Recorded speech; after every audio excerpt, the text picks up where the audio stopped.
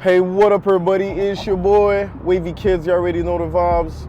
Hey barbers, if you're there watching this video is because of a reason. And the main reason I feel like, that's my feeling, is because you want to grow. And you want to be your best self. And you want people to respect you for not only your face, but for who you are. And also for all the work you've been putting on yourself to be valuable, right? So guys, in today's video, we're gonna talk about why barbering feels like a 9 to 5. Man, I had that conversations with a bunch of barbers this month about why barbering feels like a 9 to 5. And most of them don't even know exactly how to explain why, but that's how they feel. You know, I've been cutting hair since 11 years now, and one thing I've realized is that the better you position yourself, the better your lifestyle as a barber. The better your lifestyle as a barber, the more you love what you're doing. The more you love what you're doing, the more things you will do to make it better and better for you now and for your future. And that's more of a psychology thing. If you're always doing something that pisses you off, something that not fulfill you, do you really think you're gonna do it with love? Or are you just gonna do it because you have to do it? Like a 9 to 5. And we barbers, I don't even want to compare that with anything on earth.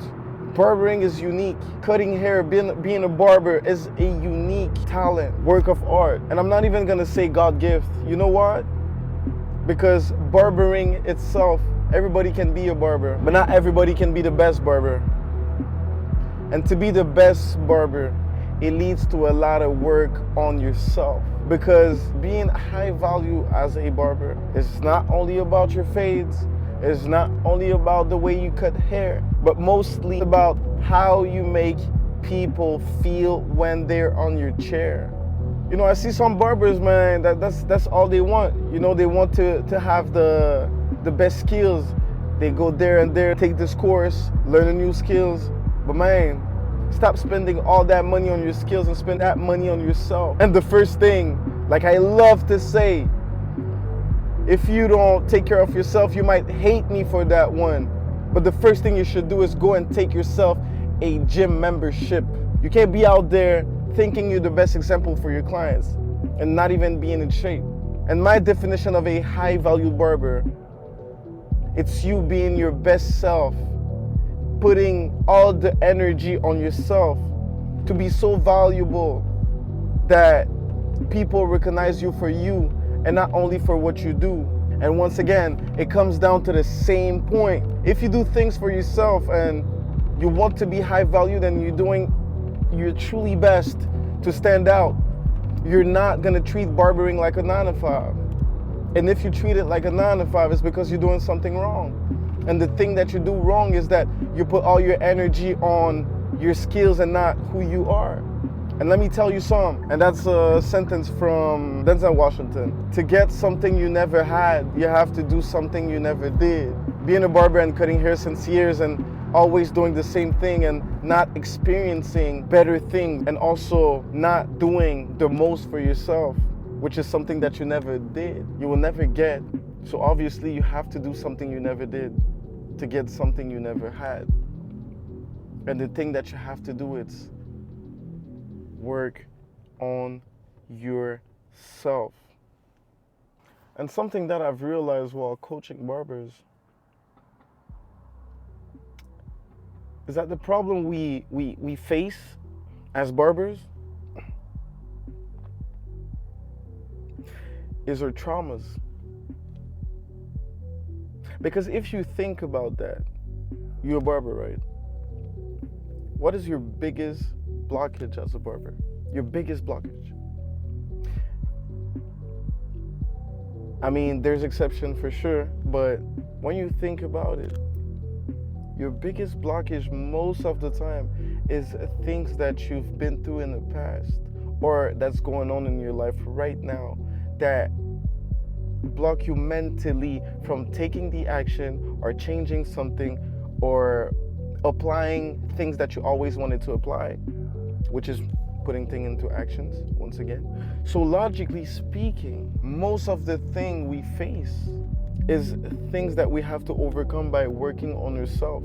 Personally, for myself, I never worked a 9 to 5, but one thing I can tell you guys is that barbering is really tricky, because if you worked a 9 to 5 in the past and you used to a certain system and now you became a barber and you feel like you're always doing the same thing, it's always like, yeah, I go to the shop, I cut hair, and then I go home, I eat, I barely chill with my friends because I don't have time, because tomorrow morning I have to go back to the shop because I have a client that really need a haircut and la la la. So at the end, you just live in the loop of being a slave of your art.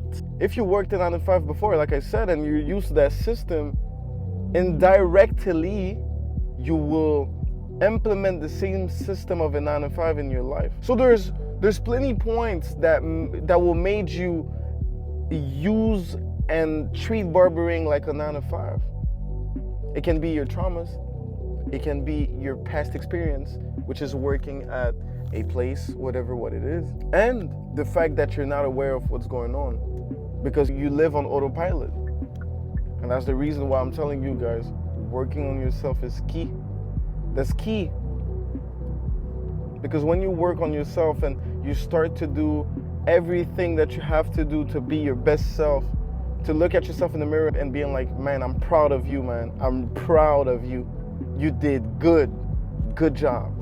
You will be in a position where you respect yourself so much that you will never allow barbering or anything you do in your life feels like a 9 to 5.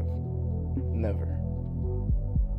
Because you're gonna have too much respect for yourself, too much respect for your time, and too much worth